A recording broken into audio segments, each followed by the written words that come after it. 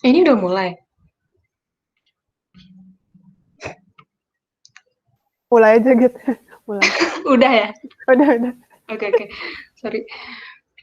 Oke, selamat sore Prof. Adi dan teman-teman semua. Kami dari kelompok 3 akan mempresentasikan mengenai strategi and evaluation dari bab 2.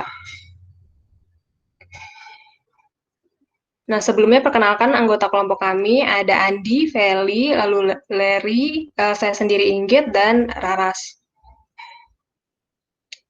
Nah, adapun subbab yang akan kami bahas pada presentasi ini adalah strategi first, lalu juga how to evaluate marketing tools and technologies, examining for technologies that transform B2B marketing. Next. Nah, di bab selanjutnya akan menjelaskan beberapa teknologi pemasaran, lalu juga cara penggunaannya dan praktik terbaik yang bisa digunakan dalam perusahaan B2B. Nah, yang pertama ini mengenai strategi and evaluation. Nah, sebelum kita mulai, ada pertanyaan tentang mengapa teknologi itu menjadi bagian dari fungsi pemasaran. Nah, salah satu alasan pentingnya itu adalah bahwa sebagian besar platform pemasaran saat ini tersedia melalui internet dalam bentuk berbagai software. Nah, teknologi ini dianggap sebagai biaya operasional di bawah anggaran pemasaran. Jadi bukan lagi menjadi biaya yang berada di bawah anggaran TI. Nah, untuk itu kita harus tahu bahwa sebenarnya ini bukan pertanyaan tentang pemasaran versus teknologi, namun ini adalah pertanyaan tentang pemasaran dan teknologi yang memungkinkan strategi ini dilaksanakan secara lebih efisien, lebih langsung dengan cara yang terukur dan dapat dilacak dengan mudah. Nah, kemudian yang harus kita garis bawahi juga bahwa teknologi pemasaran ini tidak akan mampu menggantikan seni dari pemasaran, tapi teknologi itu akan menyempurnakan pemasaran dan membawanya ke tempat-tempat yang tidak dapat dicapai dengan sendirinya. Lalu dengan demikian, teknologi ini berpotensi untuk menghancurkan silo departemen dan menyelaraskan area fungsional seputar tujuan dan hasil, serta juga dapat mengatur aktivitas perusahaan berdasarkan kepentingan terbaik pelanggannya. Nah, jadi seringkali kan kita terdapat keterkaitan antara teknologi dan pemasaran. Jadi marketing itu kadang jadi bingung saat menemukan adanya masalah di antara keduanya. Nah, untuk itu marketer ini seharusnya tidak melihat ke teknologi untuk menyelesaikan masalah tersebut sampai mereka sepenuhnya memahami apa yang terjadi, lalu kenapa, dan mengetahui semua solusi potensial yang dimiliki. Karena teknologi itu tidak dapat menyelesaikan apapun dengan sendirinya tanpa adanya strategi pemasaran. Nah, dalam hal ini pemasar itu harus berunding bersama tim penjualan untuk memahami siklus dari penjualan, lalu juga mendiskusikan hal-hal seperti yang ada di slide. Yang pertama itu profil pembeli yang ideal untuk menilai prospek yang tepat, lalu juga seberapa penting tindakan spesifik seperti misalkan mendaftar ke webinar atau mengunduh white paper untuk menilai prospek dengan tepat dan mengukur minat mereka secara akurat. Lalu skor dan nilai apa yang membuat prospek cukup memenuhi syarat untuk diteruskan ke penjualan. Kemudian metode yang disukai dan paling tepat untuk meneruskan prospek ke penjualan. Lalu juga apa yang terjadi jika prospek itu tidak cukup memenuhi syarat sehingga perlu dikembalikan ke pemasaran untuk ditindaklanjuti. Juga metode yang tepat untuk melakukan hal tersebut. Lalu kemudian yang terakhir, cara melaporkan kemajuan saat prospek bergerak melalui saluran pemasaran. Nah, setelah marketir dan tim penjualan melakukan hal tersebut serta membuat strategi pengelolaan prospek, mereka itu akan memiliki pemahaman yang lebih baik tentang apa yang sebenarnya perusahaan butuhkan dalam solusi teknologi untuk membantu pengelolaan teknologi tersebut. Seperti yang pertama itu sebelum memutuskan menggunakan teknologi, mereka itu akan cenderung mengevaluasi teknologi dan marketing tools yang akan digunakan. Nah, untuk mengevaluasi teknologi dan marketing tools ini akan dijelaskan lebih lanjut oleh Raras. Baik, selanjutnya saya akan menjelaskan tentang bagaimana cara mengevaluasi marketing tools dan technologies. Nah, biasanya setiap buyers ini melalui beberapa tahapan untuk sebelum mereka memilih sebuah tool baru yang ingin mereka gunakan. Nah, yang pertama itu yang phase pertama itu ada awareness. Yang step pertama itu mereka harus menetapkan tujuan yang mereka ingin dapatkan.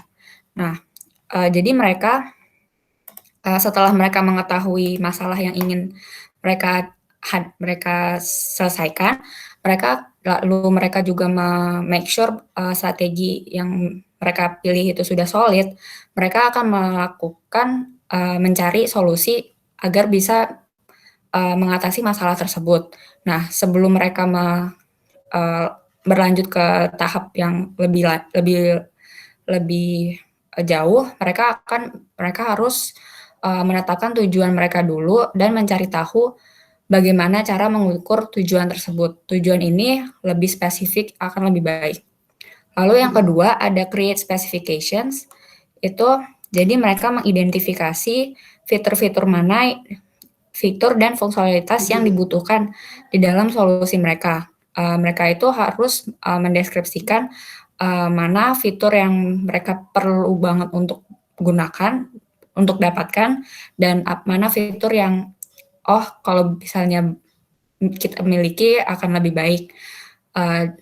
Hal ini dilakukan untuk meng-compare penawaran-penawaran yang mereka dapatkan di antara beberapa vendor. Lalu yang ketiga itu mereka bisa mengidentifikasi resources yang tersedia. Nah, di sini itu lebih berfokus kepada bagian orang-orang yang di dalam equation-nya. Nah, siapa yang diperlukan dalam mengevaluasi solusi berpotensi dan mengimplementasikan solusi yang sudah dipilih tersebut. Lalu yang keempat ada kita harus outline time frame-nya.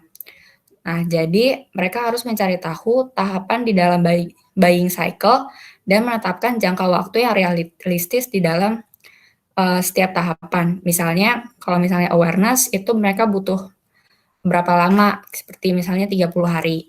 Lalu research, mereka perlu investigasi beberapa pendekatan dan solusi itu butuh 60 hari.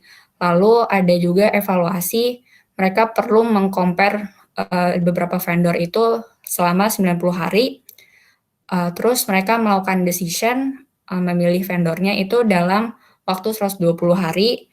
Kemudian terakhir mereka juga perlu mengimplementasikan, yaitu menyelesaikan onboarding dari si vendor yang baru ini yang sudah dipilih itu selama 180 hari.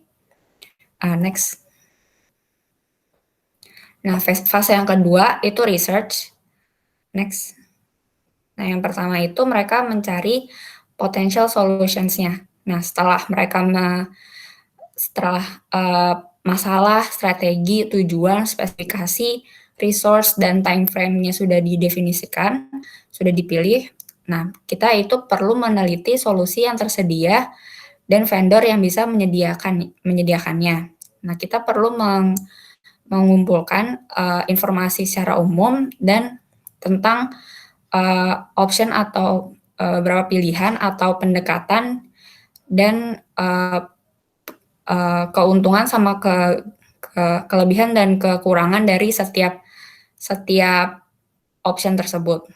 Kemudian kita perlu mendistribusikan RFP. RFP itu request for proposal. Jadi mereka ini perlu mengumpulkan informasi dengan pergi langsung ke vendornya dan meminta mereka untuk melengkapi RFP ini. Jadi misalnya perusahaan ini bisa aja udah punya RFP template-nya mereka masing-masing. Kalau misalnya belum, mereka bisa mendasarkan formatnya itu dengan key features dan customer support yang mereka butuhkan. Lalu mereka bisa mensosialisasikan draft-nya tersebut kepada setiap pekerja-pekerja yang ada di dalam perusahaan untuk mendapatkan feedback dari mereka sebelum mendistribusikan kepada vendor. Lalu step yang ketiga itu schedule product demos. Mereka itu perlu melihat demo secara langsung untuk mengerti bagaimana cara bentuk dan cara kerja sebuah produk dan untuk membantu menilai kemudahan dari penggunaan produk tersebut. Nah, Dengan adanya demo ini, kita bisa melihat adanya perbedaan di antara sales presentation-nya produk tersebut dan ketika produk tersebut benar-benar didemonstrasikan. Kalau misalnya produk tersebut pada saat didemonstrasinya aja udah susah untuk digunakan, pasti akan lebih susah lagi jika kita gunakan secara langsung. Next.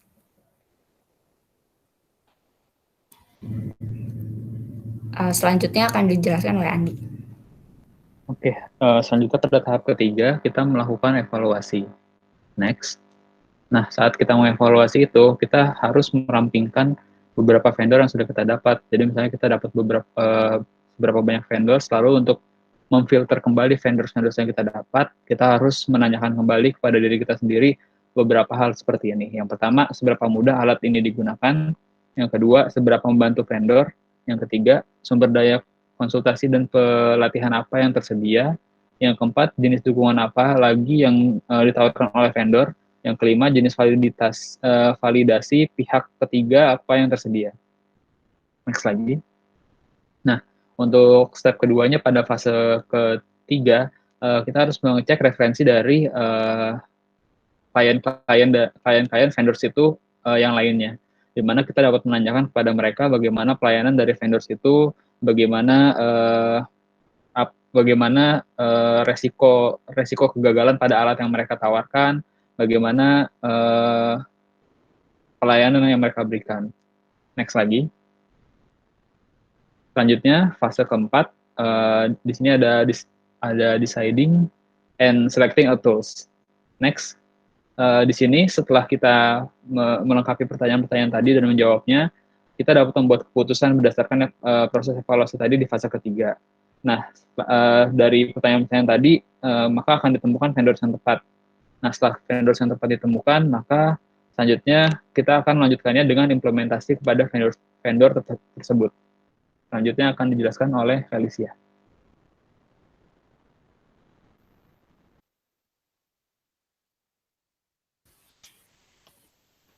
Oke. Proses yang selanjutnya yaitu fase kelima atau implementing and usage. Nah, untuk step pertamanya yaitu implement the solution dari vendor tadi yang sudah kita pilih atau tentukan untuk perusahaan.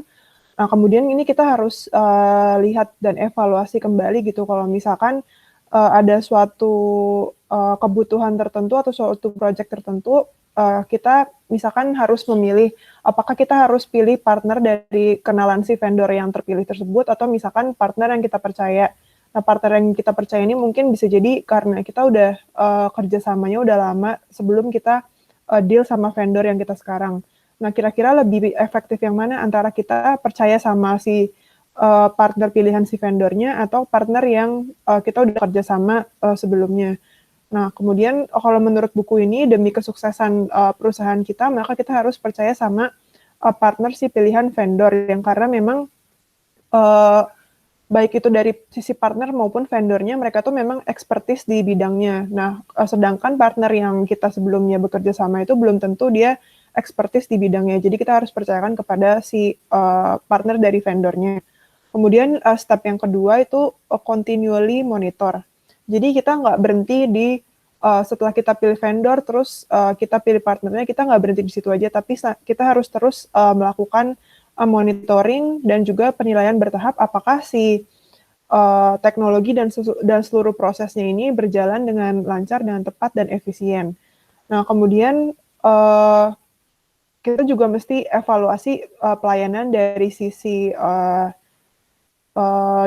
si vendornya tersebut. Kemudian yang terakhir kita juga bisa melakukan training tambahan untuk selalu belajar hal yang baru berhubung terkait dengan sama teknologi yang digunakan di marketing ini kan memang namanya aja teknologi kan selalu ada pembaharuan yang prosesnya itu cukup cepat. Jadi perusahaan juga harus menyesuaikan dengan pace perkembangan teknologi tersebut.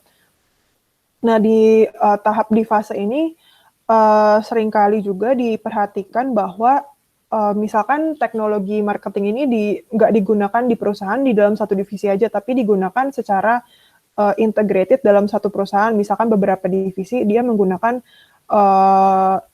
integrated marketing system. Nah, sering ada pertanyaan, gimana kalau misalkan ada keluhan atau ada sesuatu gangguan, kita harus tanyanya ke tim IT-nya perusahaan atau misalkan ke vendornya.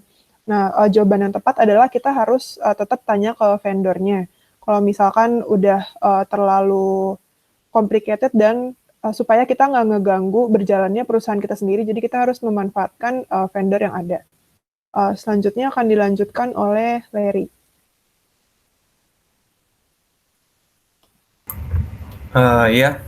Setelah tadi teman-teman sudah menjelaskan mengenai bagaimana cara mengevaluasi marketing tools, di sini saya akan mencoba menjelaskan mengenai menelaah for technologies that transforms B2B marketing.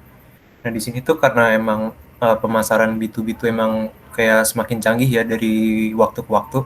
Nah, beberapa tools dan teknologi yang menonjol tuh kayak sebagai yang paling berguna dalam meningkatkan konversi dan pendapatan. Nah, berikut tuh 4 teknologisnya yang transform B2B marketing. Yang pertama tuh analytics. Nah, jadi analisis ini tuh untuk mendapatkan wawasan yang bisa kita tindak lanjuti ke dalam perilaku pembeli. Nah, terus yang kedua itu ada experimentation dan optimization. Nah, di sini tuh untuk menemukan kayak konten, terus juga pengalaman yang disukai sama si pembeli kita. Nah, terus yang ketiga itu ada marketing automation. Ini tuh otomatisasi ya, berarti kayak pemasaran untuk mengirimkan kampanyenya tuh secara terprogram. Terus juga kayak dari situ kita juga bisa melacak kayak perilaku pembelinya juga. Nah, terus yang terakhir itu ada targeting dan personalization. Nah, di sini tuh untuk menyampaikan konten yang relevan kepada visitors, kayak pengunjung, terus juga prospek, terus loyal customers, terus itu tuh tapi di seluruh channel gitu, platform juga, terus sama berbagai device juga. Nah, di sini tuh ada satu hal yang perlu dipertimbangkan dari penggunaan tools ini. Nah, itu kayak kita tuh menggunakan satu yang terbaik di antara yang lainnya yang paling cocok pada perusahaan kita, atau kayak platform yang terintegrasi gitu. Nah, jadi tools ini tuh kayak apa ya, solusi mandiri dan sebagai bagian dari rangkaian pemasaran yang lebih besar dengan fungsi tambahannya sih, kayak di pilihannya juga sangat bergantung pada kebutuhannya juga. Nah, sasaran dan strategi perusahaannya tuh juga emang berdasarkan dari analytics-nya juga. Oke, next. Nah, ini ada key highlights. Make sure you select the right ones for your needs by fully planning, researching, and evaluating potential solutions. Nah, jadi saat ini kan teknologi mulai emang bergeser ya, kayak tadi semakin canggih. Nah, ini tuh kayak pemasar tuh menjadi bertanggung jawab untuk memiliki dan mengoperasikan tools-tools baru yang ada. Nah, di sini tuh Anda sebagai marketer tuh harus memilih teknologi dan tools yang tepat untuk kebutuhan perusahaan dengan sepenuhnya dengan merencanakannya, terus menelitinya dulu, terus mengevaluasi solusi potensial. Nah, terus tuh saat penerapannya Anda tuh harus menganggarkan cukup waktu untuk mendapatkan informasi terbaru dan mendapatkan informasi yang up to date. Next. Nah, sekian presentasi dari kelompok kami. Saya ucapkan terima kasih kepada Prof. Adi dan teman-teman yang sudah menyaksikan video ini. Mohon maaf jika adanya kekurangan. Kami harap semoga ilmunya membantu. Sekian, terima kasih.